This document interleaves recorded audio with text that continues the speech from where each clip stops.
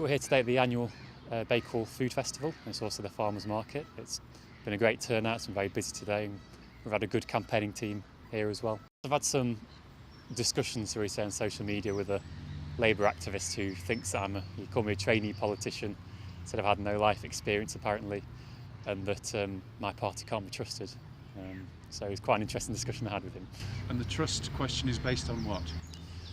The trust question comes down to obviously the well-documented decision on tuition fees, which we've been slated for, and we have to be frank about where we've made mistakes, such with tuition fees, but we have to be aware also of the facts. For a start, more people from disadvantaged backgrounds are going to university than ever before. There's a record number of people going to university as well. And I firmly believe that if someone wants to go to university, as long as they get the grades, there's nothing financially stopping them. I think if anyone was asked about tuition fees, they'd assume that Nick Clegg introduced them, but you have to look at the historical basis and have a longer memory.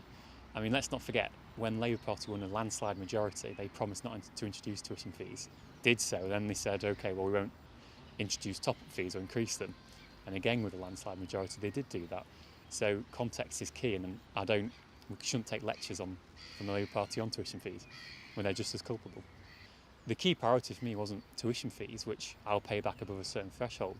It's actually the maintenance loan. Not enough people talking about we need increases in maintenance costs. The thing which affected me the most was having to pay full rent throughout the summer for a house I wasn't even in, and having to pay a massive deposit. Add to that, of course, utility bills and whatever. That's what's hitting students in the here and now. It's maintenance costs. That's what we need to look at increasing.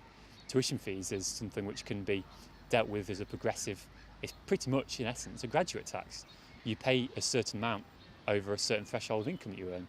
And you don't get a big bill at the end of the year saying you need to pay this for your tuition fees. It's taken out of your pay packet anyway. So the priority is maintenance costs.